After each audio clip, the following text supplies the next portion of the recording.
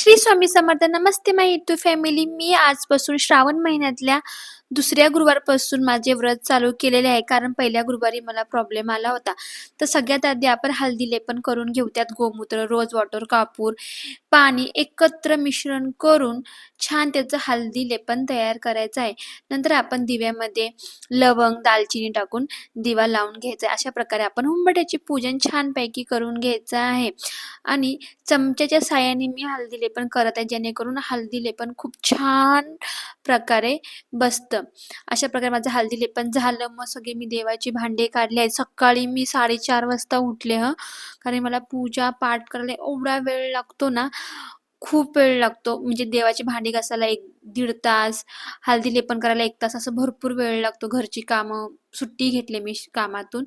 मग छान माझे बाळगोपाळ नवीन-नवीन कपडे घातले, पूजा सगळे देव घासून काढले. एक पण बाळगोपाळ, माझे अन्नपूर्णा माता, असे सगळे देव मी घासले आणि त्यांना छानपैकी त्यांची मांडणी केली देवारात.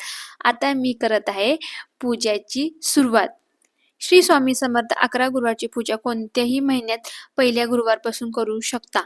पण जर श्रावण महिना तुम्ही जेव्हा श्रावण महिना चालू होतो त्या महिन्यात केले अति उत्तम असते. पण पहिल्या गुरुवारी मला करता न आल्यामुळे मी दुसऱ्या गुरुवारपासून सुरू केलेलं आहे.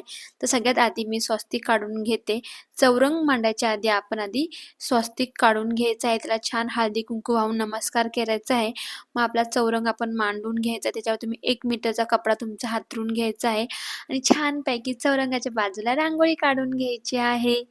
अशा प्रकारे मी रांगोळी काढून घेतलेली आहे फुलांची, पानांची. कशी वाटली तुम्हाला? मग माझं सगळं पूजेचं सगळं सामान मी आणून ठेवलं आहे. पहिला मी दीप प्रज्वलन करणार आहे. त्यात मी दालचिनी आणि लवंग टाकलेली आहे. मी आधी दीप प्रज्वलन करून मंदिरात एक दिवा ठेवणार आहे. एक चौरंगावरती एक दिवा ठेवणार आहे. आधी एक खाऊचं पान ठेवायचं आपल्या दिवा लावताना. खाली काहीतरी तुम्ही तांदूळ किंवा थाटली दिवाच्या खाली ठेवायचं आहे आणि त्याला नमस्कार करून फूल वाहून नमस्कार करायचा आहे. आणि मी मंदिरात पण माझा एक दिवा लावलेला आहे. तसंच स्वामींचे माझ्याकडे फोटो आहे, त्यांना पण मी दिवा लावलेला आहे. अशा प्रकारे मी तयारी करत आहे. आता आपले कुलस्वामिनी असते ती पण मी त्यांची पण मी पूजा करते. तर मी कळसाला चांगलं हळदी कुंकू लावून घेतले. खाऊची 5 पानं ठेवली, त्यांना पण हळदी कुंकू लावलं. नंतर काल मी नारळ स्वामींच्या मठातून म्हणजे पाया पडून आणला होता, तो मी छानपैकी पुजून घेतला. अशा प्रकारे मी कळस मांडला आहे. नंतर स्वामींचं आसन मी ठेवलं आहे. नंतर सारामृतचं आपलं पुस्तक 21 अध्यायचं ते पण मांडलं आहे. आणि 9 गुरु ॲक्च्युली 11 गुरुवारचे व्रताचं पुस्तक भेटत नाही, पण मी 9 गुरुवारचं पुस्तक मांडलेलं आहे. सगळ्यात आधी गणपतीची पूजा करायची आहे. अभिषेक करायचा आहे 11 वेळा दह्याने आणि दुधाने, नंतर पाण्याने. अशा प्रकारे मी गणपती छान पूजा केलेली आहे. आता स्वामींचे पण अभिषेक करायचा आहे. तुम्हाला शक्य होईल तसं, तुम्हाला वेळ असं तुम्ही छोटासा पण अभिषेक करू शकता. मी दही, दूध, पाणी घालून छानपैकी अभिषेक करते. त्यांना नवीन कपडे घालते, त्यांना फुलं वाहते. स्वामींची एकदम छोटी सेवा, तुम्ही मनापासून केलेली सेवा ना खरंच पावते. फक्त सेवा मनापासून करायची आहे. एक खाऊचं पान, त्यात सुपारी आणि पैसे ठेवायचे. हे पैसे आपल्याला जर गुरुवारी साठवून दान करायचे. मी फळांचा नैवेद्य जो मी खाणार आहे तोच मी स्वामींना दाखवलेला आहे. आज मी जे खाणार ते मी स्वामींना नैवेद्य दाखवूनच खाणार आहे. संध्याकाळी मी प्रॉपर सगळ्या गोष्टी जेवण बनवणार आहे आणि तो मी प्रॉपर स्वामींना नैवेद्य दाखवून जेवण म्हणजे माझं व्रत पूर्ण करणार. अशा प्रकारे मी पूजेची मांडणी केली. छानपैकी अगरबत्ती, धूप दाखवला आहे. तुमच्याकडून जसं शक्य होईल तसं तुम्ही स्वामींची पूजा करू शकता. साधी सोपी फक्त मनापासून करायची आहे.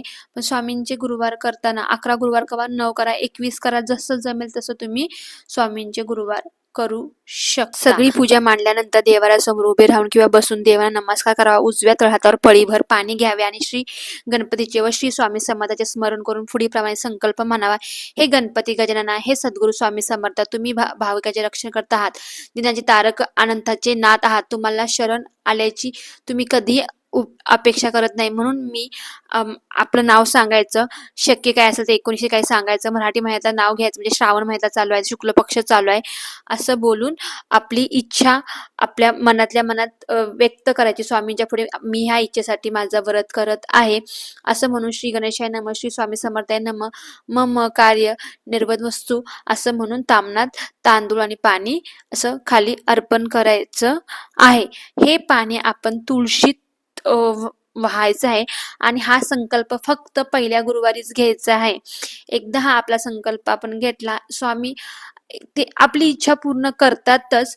फक्त आपली मनापासून ती प्रार्थना केली ना, आपली इच्छा पूर्ण होते. त्या दिवशी व्रत म्हणजे उपाशी राहणे नाही. तुम्ही फळ, आहार सगळं करू शकता. पण मनात कुणाबद्दलही म्हणजे शिव्या, गाळी व्यतिरिक्त भावना असं कुणाबद्दल दोष असं काहीच नाही यायला पाहिजे. ह्याला स्वामींची पूजा म्हणतात. मग तुम्ही म्हणाल नाही मी उपाशी राहते. अशा सगळ्या गोष्टी आपल्याला बिलकुल म्हणजे बिलकुल करायच्या नाहीत. फक्त मन भावानेच मनापासून स्वामींची सेवा करायची आहे. संकल्प घेतल्यानंतर मी सारामृत 21 अध्यायचं पुस्तक वाचते. 21 अध्याय कंपल्सरी 11 गुरुवार. जर तुम्हाला वाचता येत नसेल, तुम्ही मोबाईलला, टीव्हीला लावा 21 अध्याय. आजकाल मोबाईलवरती पण आहे. तुम्ही तिथं बसून शांतपणे ऐकू शकता. नंतर मी 11 माळी श्री स्वामी समर्थ, श्री स्वामी समर्थ अशी माळ जाप करते. मी आज सुट्टी घेतल्यामुळे मी 11 माळी करू शकली. जर तुम्ही जॉबला जात असाल तर तुम्ही 1 माळ जरी जप केली पण मनापासून करा. स्वामींना आपली मनापासून केलेली भक्ती पण खूप पावते.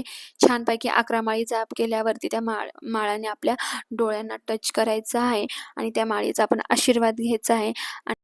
निशंक्य हो निर्भयी मनारी प्रचंड स्वामी बळपाठी शिरी अतर्क्योद्धत हे स्मरणगामी अशक्य हि शक्य करतील स्वामी जिते स्वामी पाय तिथे न्यूनकाय स्वयं भक्त पारंब घडवी ही माय आज्ञाविना काळ नाने त्याला परलोकी ना भीती तयाला उगीच भीतोस भये पळू दे जवळी उभी स्वामी शक्ती कळू दे जगी जन्म मृत्यू असे खेळ ज्यांचा नको घाबरू तू असे बाळ त्यांचा खरा होई जागा श्रद्धे सहित कसा होशी त्याविन तू स्वामी भक्त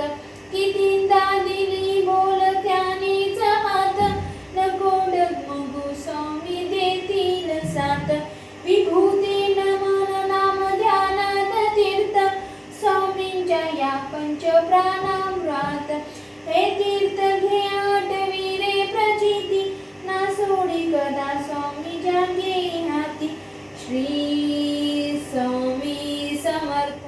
11 वेळा तारक मंत्र झाल्यावर आपण स्वामींची शेवटी आरती करायची आणि छानपैकी त्यांचं दर्शन घेऊन माझ्याकडनं काय ह्या पूजाविधीत चूकबुक झाली असेल त्यांची क्षमा मागायची.